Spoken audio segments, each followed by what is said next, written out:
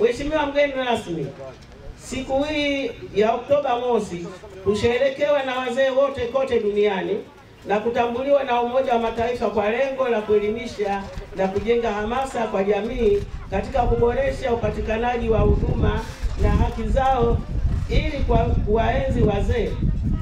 Kwa moyo mkunjufu na uliojaa furaha na heshima kubwa, tunakukaribisha wewe Mheshimiwa mgeni rasmi na wageni wengine wote walioweza kufika hapa kushirikiana nasi kwa siku hii muhimu sana kwetu sisi wazee wa manispaa hii na nchi kwa ujumla. Tunasema karibuni sana.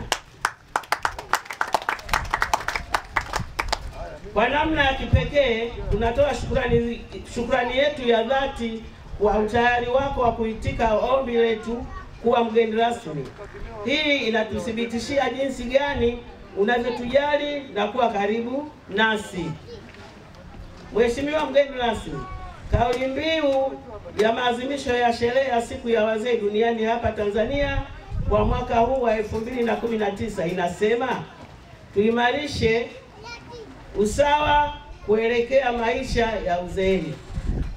Maadhimisho haya yamelenga kuangazia usawa kwa wazee katika masuala ya kipato, huduma za afya, hifadhi ya jamii na nafasi ya wazee katika ustawi wa jamii ikiwemo kushirikishwa katika maamuzi. Kauli mbiu hii kwetu wazee tunaiona kuwa imekuja katika muda mwafaka, kwani inaunga mkono jitihada mbalimbali ambazo wazee tumekuwa tukizifanya katika kushawishi mamlaka za nchi zione haja ya kuwashirikisha wazee katika kupanga mipango ya kimaendeleo, maamuzi na utekelezaji wake. Wazee tungependa kuweka wazi kuwa ili kufanikisha matarajio ya kauli mbiu hii, changamoto na kero mbalimbali zinazowakabili kundi la wazee hazina budi kupatiwa ufumbuzi na mamlaka za serikali kuu na serikali za mitaa. Wazee ni kundi tete kwa sababu ya hali zetu kuwa duni kiafya, kiuchumi na sauti zetu kutosikilizwa mara kwa mara. Wazee tunahitaji kutazamwa kwa jicho la kipekee kwa dhati na vitendo. Kwa hiyo tunaiomba serikali ya awamu ya 5 inayoongozwa na Mheshimiwa Rais Dr. John Pombe Magufuli isikie kilio chetu kama ilivyo kwa makundi mengine. Hivyo Mheshimiwa mgeni rasmi, wazee wa manispaa wanakuomba utumie wasifa wako ukiwa mkuu wa wilaya yetu kutufikishia changamoto zetu zinazotukabili kitaifa kwa mamlaka husika na uchukue hatua kuzipa ufumbuzi zile changamoto zetu zilizo ndani ya uwezo wako katika ngazi ya kiwilaya. Mheshimiwa mgeni rasmi, sisi wazee wa manispaa hii tunatambua juhudi kubwa iliyofanywa na kufikiwa na uongozi wa halmashauri yetu ya manispaa katika ujenzi wa soko jipya. Tunatoa pongezi zetu za dhati kwa kazi nzuri iliyofikiwa hadi hatua hii. Ni kweli kwamba soko hili limalizikapo litakuwa kubwa na zuri la aina yake hapa nchini. Tunasema hongereni sana. Aidha, sisi wazee wa manispaa tunatoa pongezi zetu za dhati kwa uongozi wa manispaa yetu kufanikisha kukamilisha zoezi la kuunda mabaraza ya wazee ngazi ya mitaa, kata na halmashauri ya manispaa. Lakini tunaendelea kuwa nyuma ya wakati katika kuunda baraza la wazee ngazi ya mkoa kutokana na ukweli kwamba hadi sasa halmashauri za wilaya ya Morogoro vijijini, MDC, Ulanga na Malinyi ni kikwazo kutokamilisha hili. Inasikitisha kwa kucheleweshaji wao ambao unatia doa na kuleta uozo mbaya kwa mkoa wetu. Tunaomba na kusisitiza uongozi husika uchukue hatua za kuokoa jahazi hili. Pamoja na kwamba manispaa yetu imeleta ufanisi kwa uundaji wa mabaraza, lakini kuna changamoto mbili zinazojitokeza. Mosi, changamoto ya mabaraza yaliyoundwa ngazi ya mtaa na kata kutojua majukumu na wajibu wao. Tunashauri manispaa kwa kushirikiana na Morepeo wafanyie kazi suala hili ili kulipatia ufumbuzi. Pili, baraza la ngazi ya manispaa linajikuta halialikwi kushiriki vikao vya baraza la madiwani. Kwa jinsi mwongozo wa TAMISEMI baraza letu halijashirikishwa. Tunaomba ufumbuzi uwepo kama ilivyo kiutekelezaji katika wilaya zingine hapa nchini. Hiki ni kilio chetu. Ikilazimu tujifunze inavyofanyika kutoka halmashauri zingine, namna zinavyoshirikishana mabaraza yao ya ngazi ya wilaya kuhudhuria vikao vya baraza la madiwani. Mgeni rasmi, imebaki takribani miezi mitatu tu kabla ya zoezi la utoaji vitambulisho vya kitaifa vya NIDA kufikia tamati. Lakini hali halisi ilivyo ni kwamba idadi ya wananchi ambao hawajapewa vitambulisho hivyo ni wengi sana, hususan wazee. Kutokukamilika kwa zoezi hili, tutaingia kwenye changamoto ya kukosa haki yetu ya uraia ya kuwa na kitambulisho na pia kukosa fursa ya haki ya kupiga kura.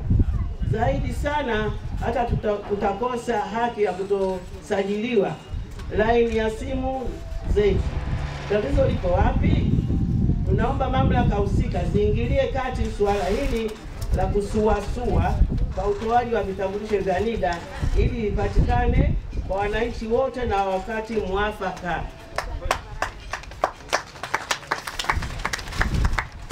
Mheshimiwa mgeni rasmi, sera ya wazee ya mwaka 2003 ambayo imesheheni matamko mengi ya kisera yanayodhihirisha utashi wa kisiasa wa serikali yetu hadi sasa haijatungiwa sheria toka ilipopitishwa mwaka 2003.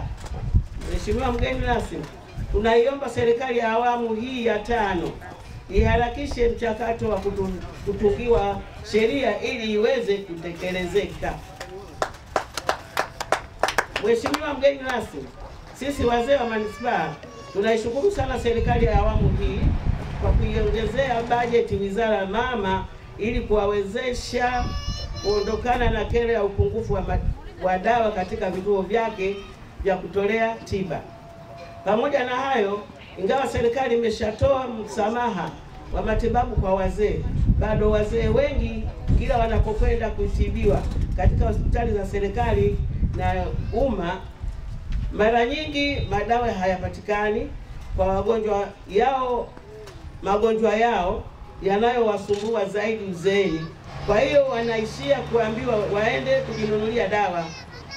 Kwa hali hiyo, ndugu mgeni rasmi, tunakuomba utufikishie kilio chetu hicho kwa rais wetu mpendwa Dr. John Joseph Pombe Magufuli,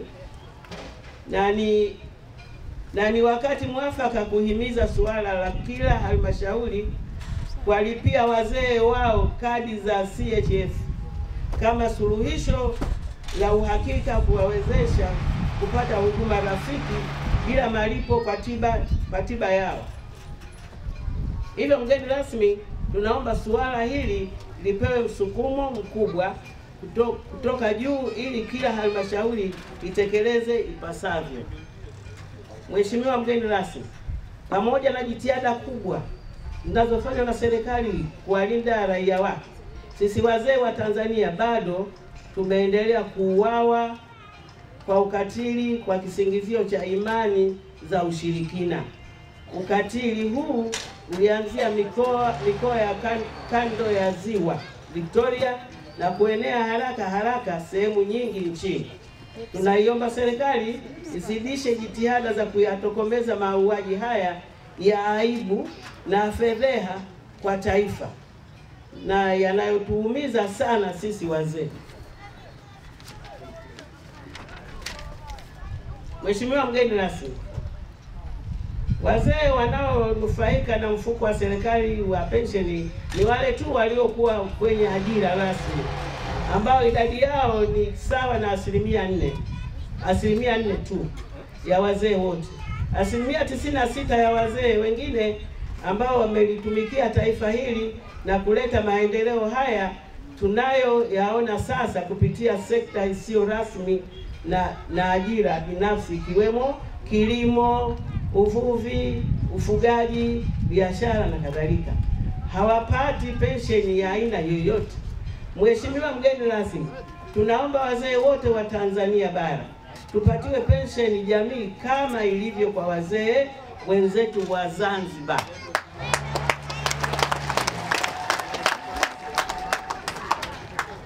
Mheshimiwa mgeni rasmi, sisi wazee wa Tanzania licha ya kusifiwa kuwa tuna busara na ni hazina ya hekima, bado hatuna wawakilishi kwenye vyombo vya kutoa maamuzi kama yalivyo makundi mengine. Mheshimiwa mgeni rasmi, tunaomba nasi tuwe na wawakilishi katika halmashauri za wilaya, miji, manispaa, majiji na ndani ya bunge letu. Katika suala hili tunaiomba serikali itambue umuhimu wa kuiwakilisha wazee kama ambavyo kauli mbiu ya utekelezaji wa malengo ya milenia inavyosisitiza, asiachwe yeyote nyuma. Mheshimiwa mgeni rasmi, mwisho tunapenda kukumbushia kwamba ahadi tuliyowahi kuambiwa na serikali ya kutupatia wazee 2% za mapato ya ndani ya halmashauri bado haijatekelezwa hadi sasa. Tunaomba serikali itekeleze ahadi yake kama ilivyotekeleza kwa makundi mengine tete kama hili letu. Mheshimiwa mgeni rasmi, uzee na kuzeeka haukwepeki. Maana yake sisi wote ni wazee na wazee watarajiwa. Hivyo sisi wazee tuliopo sasa na wazee wenzetu watarajiwa wenye umri wa chini ya miaka 60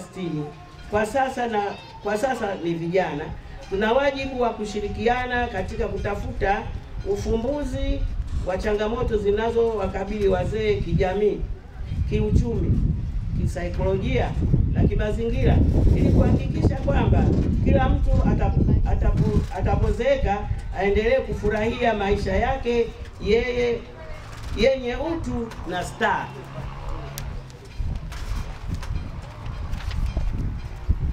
Na tunapofikia mwisho kwetu sisi wana manispaa Morogoro, kilio chetu ni maji, kwa maana kwamba baadhi ya maeneo hayapati kabisa licha ya kuletewa ankara kubwa za maji hewa tusiyoyatumia.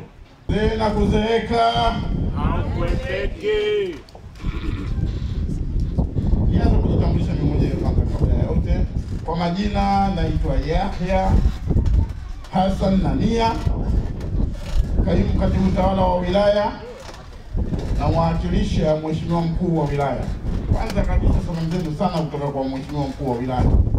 Alipenda sana kuja mwenyewe hapa, lakini kutokana na kisabarui kilichompata, majukumu mengi ya kazi, na hii miongoni mwa kazi. Kwa mfano, mkuu wa wilaya ni taasisi.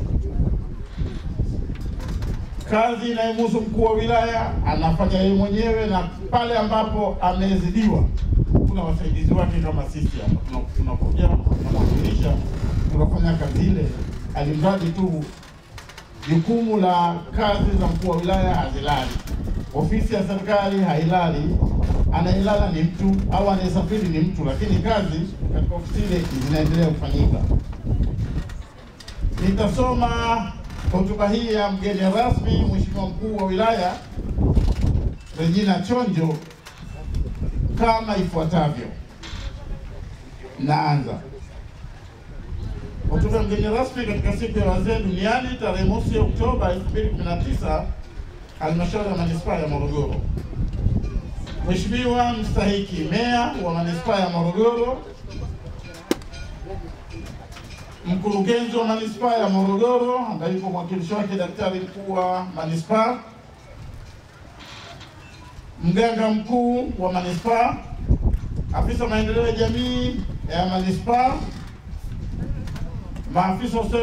maafisa ustawi na maafisa maendeleo ya jamii wa halmashauri ya manispaa ya Morogoro, viongozi mbalimbali wa chama na serikali, mkurugenzi wa shirika la Morepoa ndugu yangu Msenembo, wazee wa manispaa ya Morogoro, wageni waalikwa, mabibi na mabwana, assalamu alaikum.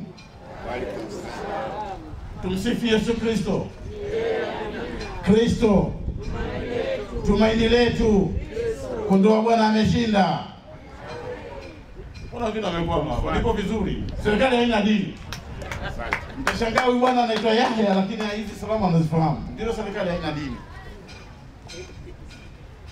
Ndugu zangu wazee, awali ya yote napenda kumshukuru Mwenyezi Mungu kwa kutuweka salama hadi kufikia siku hii ya leo ambayo ni muhimu sana kwetu kwa ajili ya kusherehekea siku ya wazee duniani yenye kauli mbiu tuimarishe usawa kuelekea maisha ya uzeeni. Ndugu wazee, manispaa ya Morogoro imekuwa mfano wa kuigwa, kwani inaendelea kusherehekea siku hii muhimu si tu nchini Tanzania bali pia inatambuliwa na Umoja wa Mataifa. Siku hii inatoa fursa pekee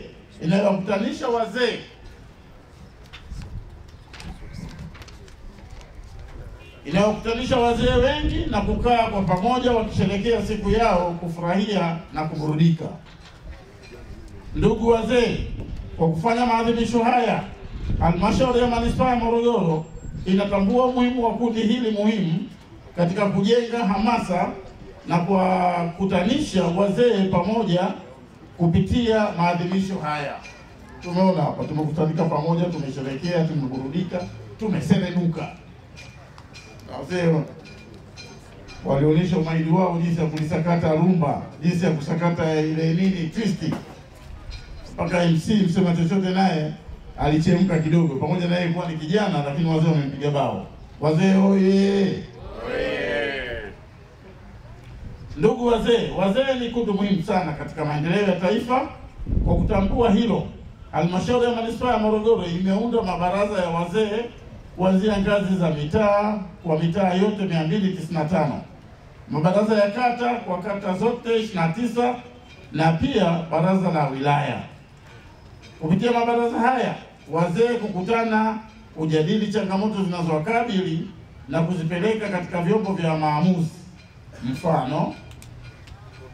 Mfano mmoja wapo ni kwa kupitia baraza lenu la wilaya, nilipokea taarifa ya ziara yenu mlioifanya kutembelea kata zote mara baada ya kuchaguliwa.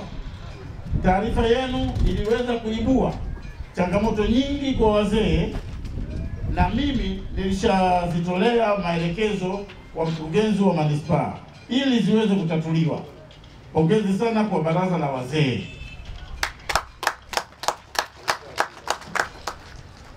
Ndugu wazee, kutokana na umuhimu wa uwakilishi wa wazee kuanzia ngazi ya mtaa hadi halmashauri, natoa wito kwa viongozi wa halmashauri kuwaalika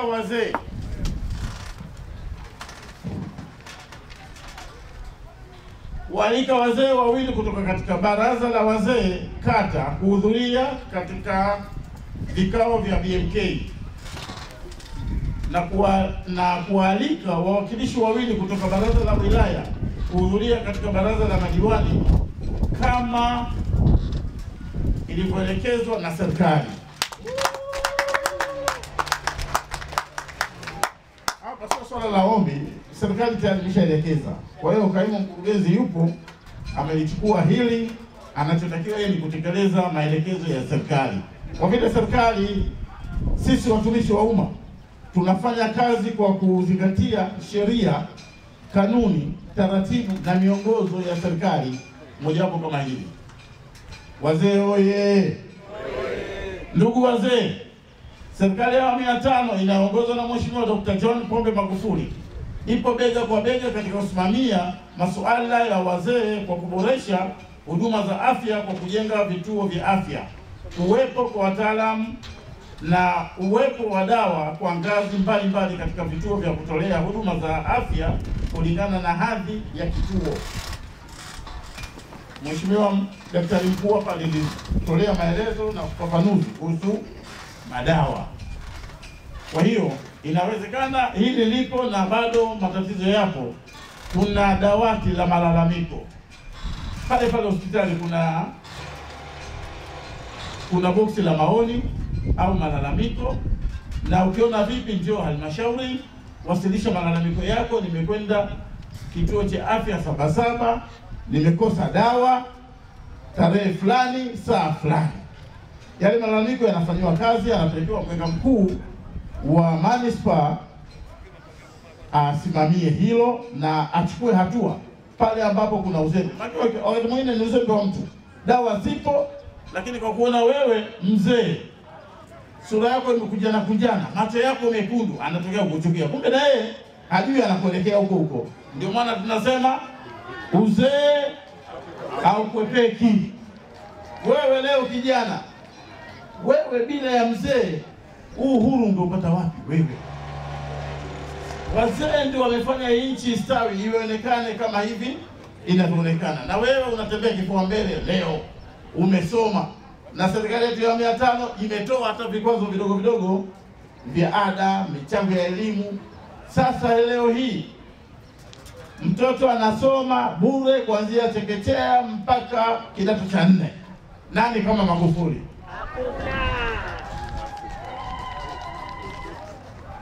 Sanjari na hilo, katika vituo vyetu vya kutolea huduma za afya, manispaa imetenga madirisha ya wazee na mabango yanayoelekeza mzee kwanza. Kuna mwenyekiti hapa, sijui mkurugenzi yule alishauri mzee usiwe mnyonge. Unakwenda katika kituo cha huduma ya afya unaanza kushangaa. Usishangae, wewe angalia bango au maelekezo, dirisha la wazee liko wapi? Wazee kwanza, nenda kwa wazee. Ukiona kuna foleni pale, nenda kamuone mtu wa huduma pale, hawezi kukufukuza. Akikufukuza, chukua hata na jina lake, toa ripoti hata kwa mkuu wa wilaya, njoo mganga fulani kanifukuza. Yeye ameajiriwa na wananchi, ameajiriwa na chama tawala. Chama tawala kimepewa dhamana na wananchi kuongoza serikali, na serikali ni watu. Sasa wewe umeajiriwa kuwahudumia wananchi. Kwa hiyo kama huwezi kuhudumia wananchi, basi nenda kacheze na wake zako na mke wako nyumbani. Kazi imekushinda, na hili hatutalivumilia. Uzembe kama huu sisi tutachukua hatua mara moja. Serikali hii ya 500 hailei uzembe. Mmeona kosa kidogo mtu anatumbuliwa, kosa kidogo ametumbuliwa. Maana hapa wewe ukuja kujifunza, wewe umeshaajiriwa hapa, fanya kazi, hudumia hawa wananchi. Hawa ndio walioweka serikali hii tawala ya chama tawala madarakani. Kwa hiyo wewe unapaswa kuhudumia hawa. Kwa hiyo taasisi nyingi wanasema mteja kwetu ni mfalme, na sisi tunasema sisi watumishi wa umma, akija mwananchi yule ndio mfalme wetu, yule tumjani, yule ndio mwajiri wetu. Sisi mishahara yetu inatokana na hawa wananchi.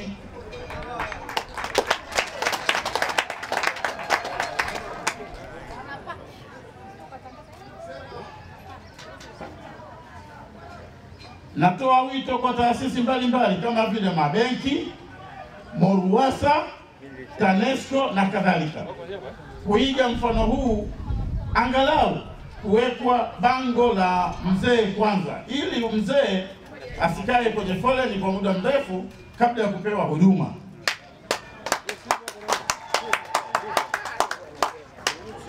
Ndugu wazee, kituo cha afya Sabasaba kimeweza kutenga siku ya Alhamisi kuwa siku ya kliniki kwa ajili ya magonjwa yasiyoambukiza kama kisukari, shinikizo la damu pamoja na ushauri wa lishe. Hivyo ni wito wangu kwa wazee kuendelea kupima afya zao ili kuweza kujua hali zao za afya.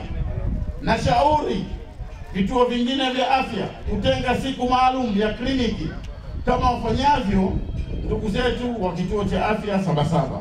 mganga mkuu wa manispaa. Kwa sababu manispaa ina kata 29. Zingine ziko mbali sana, Sabasaba ni mbali na usafiri kama hivyo itakuwa hela. Kwa hiyo sasa kama mtajitahidi hii huduma maalumu hii za vituo vingine vya afya viige mfano wa Sabasaba ili kusudi kuwahudumia, kuwapelekea huduma wazee karibu, wasipate usumbufu.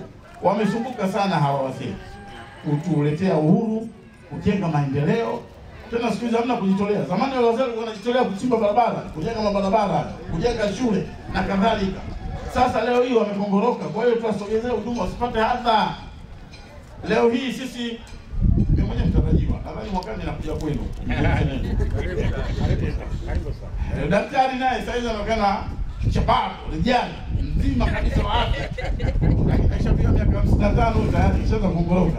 Ndio maana mzee hawakwepeki. Wewe huko tunapokwenda, kuna baadhi ya watu wengine kwa kweli wale ni wamefilisika kimawazo. Wanawachukia wazee. Ambiwa na sisi kufanya kazi na mzee. Wewe Mheshimiwa DC ni mtu mzima. Kwa bwana mtu anamkataa mzee, huyo mtu amefilisika. Ana mawazo finyu. Kwa sababu yule mzee pale, mzee ni dawa. Yule mzee amepitia mengi. Ameona mengi. Ana uzoefu wa kutosha. Kwa hiyo sasa wewe kijana, tumia fursa ile. Mkwangue yule mzee, akiondoka pale aondoke na mvi zake. Lakini taaluma yake yote, ujuzi wake wote akuachie wewe na wewe uweze kutamba.